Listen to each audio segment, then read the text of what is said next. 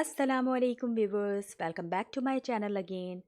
कैसे हैं आप सब? उम्मीद है कि सब खैरियत से होंगे और बहुत मज़े में होंगे। फिर आज एक नया दिन है और आज मैं अपने लिए बनाया मैंने हाफ़ फ्राई एग।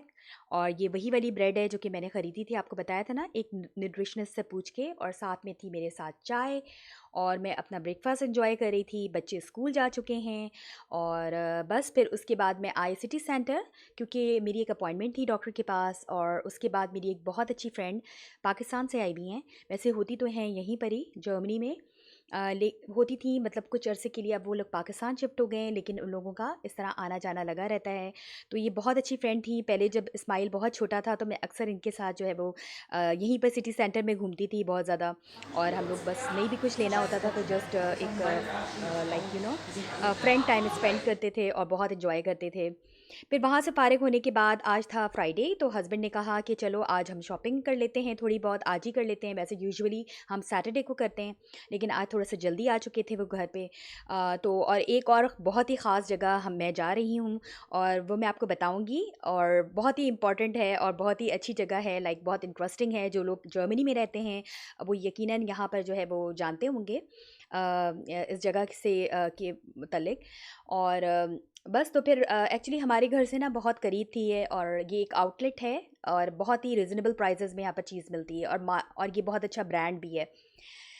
तो बस आप लोग सुनाएं, आप लोगों की ज़िंदगी में आजकल क्या चल रहा है, कोई नई ताज़ी प्लीज़ कमेंट सेक्शन में ज़रूर बताया कीजिए। और बहुत अच्छा लगता है मुझे आप लोगों के कमेंट्स, अच्छे कमेंट्स देखकर बहुत खुशी होती है।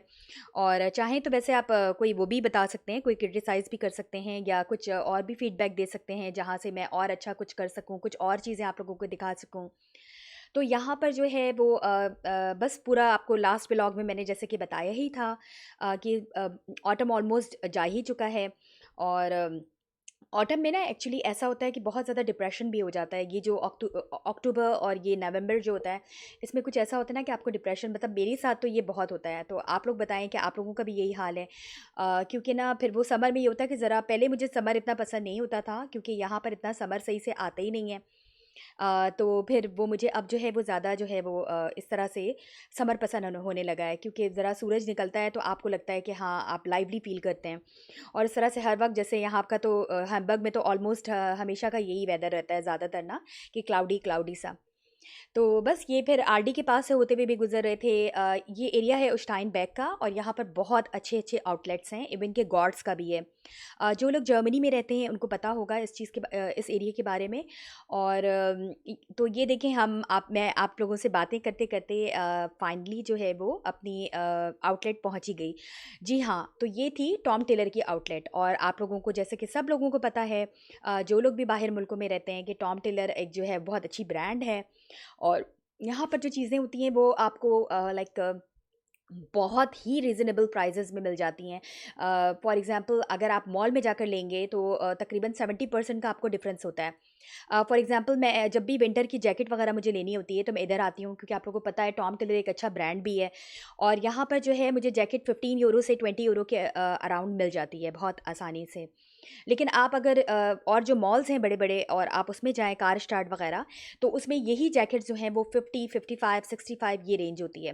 तो ये देखिए इनकी प्राइस लिस्ट थी और बहुत चीज़ें आज चीप हुई हुई थी। इवन कि टी-शर्ट्स जो थी बच्चों की 3 में लगाई हुई थी, बड़ों की जो है 5 यूरोज़ में थी। और ये कुछ टॉप्स थे, लाइक लॉन्ग टॉप्स थे, और मुझे तो एक्चुअली लेना नहीं था, बहुत ज़्यादा थे। और आपको पता है ना कि लास्ट अभी कोरोना गया तो वो इतना यूज़ में भी नहीं आते। मैंने ये वाली पैंट ली थी यहाँ से, बड़ी अच्छी ग्लिटरी सी हो रही थी, तो मैंने सोचा कि चलो यार मैं ये ले लेती हूँ। और जितनी पैंटें थी ना, इन सब सब 10-10 यूरोज़ की हुई हुई थी, तो काफ़ी रीज़नेबल है। और इसकी ओरिजिनल प्राइस जो इसके ऊपर लिखी थी वो 65 यूरोज़ थी। मतलब आप अगर मॉल से या किसी इनके अपने उससे जाकर लें तो आपको ये चीज़ें काफ़ी एक्सपेंसिव हैं। तो अब तो बच्चों का इतना ज़्यादा यहाँ पर मैंने देखा है थोड़ा कम हो गया है, वरना मैं तो बेसिकली बच्चों की यहाँ से आती थी और यहाँ पर लोग बिल्कुल बल्क में शॉपिंग करते हैं और लेकर जाते हैं, क्योंकि आपको पता है ब्रांड का तो बाहर मुल्कों में बहुत ज़्यादा एक क्रेज़ होता है। अक्सर ये मेंस की भी जो टी-शर्ट्स हैं, शर्ट्स हैं, काफ़ी रीज़नेबल प्राइस में रहती है और किसी को गिफ्ट देने में भी बहुत अच्छा एक वो रहता है ना। तो बस वहाँ से कुछ चीज़ें ली थी हमने और आई थी मैं बच्चों की जैकेट देखने के लिए, लेकिन अभी तक नहीं आई हुई है। फिर मैं दोबारा चक्कर लगाऊँगी और फिर यहाँ पर जो है वो इधर पे इसी इलाके में जो है एक और मॉल था। ये मॉल वैसे वैसा तो बड़ा नहीं है। जैसे कि मेरे घर के पीछे मैंने आप लोगों को बताया कि वो मॉल है, और वो जो है वो काफ़ी बड़ा है। उसमें हर तरह के आपके पास ब्रांड भी हैं। लेकिन यहाँ पर सिंपल ग्रॉसरी है और सम एक इलेक्ट्रॉनिक शॉप्स थी। लेकिन यहाँ पर फर्नीचर मार्केट भी है जो इस्कॉन्टो है। और बस यहाँ पर इसी तरह की लाइफ होती है यूजुअली वीकेंड्स पे। और फिर हल्की-फुल्की हमने शॉपिंग की, क्योंकि अभी मैंने खाना नहीं बनाया हुआ था और मुझे घ घर जाकर खाना भी बनाना था। फिर मैं यहाँ पर आ चुकी हूँ घर पे, और यहाँ पर मैं कुछ जैसे कि आप देख रहे हैं, यहाँ पर मैं अनियन को फ्राई कर रही हूँ। और अनियन फ्राई कर रही हूँ, और मैं यखनी बनाकर चली गई थी। सिंपल मैंने यखनी बनाई हुई थी, आपको पता है, क्योंकि मैं बनाने जा रही हूँ यखनी पुलाव। और आप यकीन जाने व्यूवर्स कि ये मेरी कोई इतनी ज़्यादा हिट रेसिपी है और ये इतनी कोई मज़े की बनती है कि मैं आपको क्या बताऊँ। एक्चुअली फैसल के फ्रेंड आने वाले थे, टर्की फ्रेंड, तो मैंने कहा कि बिरयानी थोड़ी-सी स्पाइसी हो जाती है, तो चलो मैं यखनी बना लेती हूँ। यखनी का ये है ना फिर कि ज़रा सादा बनाएँ आप तो वो चल जाती है बाहर वाले लोगों के लिए भी। तो बस यहाँ पर यखनी बनाई थी, अदरक लहसुन का पेस्ट डाल के, सारे खड़े मसाले जिसमें ज़्यादा साबित धनिया, सौंफ और ज़ीरा, उसकी मिकदार थोड़ी ज़्यादा रखी थी, बाकी सारे खड़े मसाले थे। और फिर हल्का सा मैं इसको मसाले वाली यखनी पुलाव बना रही हूँ। तो सिंपल मैंने जो अनियन से उसको मैं स्लाइस करके और जस्ट मैं इसको फ्राई कर रही हूँ। और यहाँ पर मेरे वो सारे मीट हैं जो कि अच्छे से इसकी यखनी निकल गई है वो, और यहाँ पर मीट पड़े हुए हैं। और बस मैंने इसी तरह से हाँ, इसको उठा कर, क्योंकि मैं बहुत जल्दी में थी और बहुत आज टायर्ड हो गई थी, आज का दिन बहुत टायर्ड था, इसको डाल के थोड़ी देर के लिए मैं इसको भूनूँगी। वैसे तो हर इंसान की अपनी अंदाज़ होता है बनाने का, लेकिन ये मेरी एक बहुत अच्छी आंटी थी, उनकी रेसिपी थी, और ये मैं अक्सर बनाती हूँ और मुझे इतनी मज़े की लगती है ना कि आप भूल जाएँ, आप किसी भी बिरयानी से मतलब इससे कोई डिफ़रेंस नहीं होगा बिरयानी में और इसमें ना। और मैंने इसको थोड़ा-सा स्पाइसी कर लिया था जब मुझे पता चला कि किसी वजह की बुनियाद पर जो है वो हस्बैंड के जो फ्रेंड हैं वो नहीं आ सक रहे, तो मैंने थोड़ा-सा उसको और स्पाइसी टच दे दिया था। और इसमें एक ख़ास मसाला डलता है जो कि मैं बनाऊँगी और वो आप देखेंगे, और वो बहुत ही ज़्यादा उससे ना इसका फ्लेवर बहुत अच्छा टेस्टी आता है। और प्लीज़ मुझे ज़रूर, ज़रूर, ज़रूर बताइएगा कमेंट सेक्शन में कि आप लोगों ने ट्राई की तो कैसा रिज़ल्ट आया, क्योंकि मेरा तो हर टाइम बहुत ज़बरदस्त रिज़ल्ट आता है इसका। और बस यहाँ पर फिर मैंने थोड़ा-सा अदरक लहसुन का पेस्ट डाला था, ये चीज़ ऑप्शनल है। क्योंकि मैंने ऑलरेडी डाल दिया था अदरक लहसुन का पेस्ट उस टाइम पे भी, तो उसको ज़रूरी नहीं था। तो ये है मेरी वो चीज़ जो कि मैं आपको बता रही थी, ये मैं मसाला मैंने इसको पीसा है। 1 टेबलस्पून साबित धनिया, 1 टेबलस्पून सौंफ, हाफ़ टेबलस्पून जो है वो ज़ीरा, इन सबको डाल के मैंने अच्छे से पीस लेना है, बिल्कुल बारीक।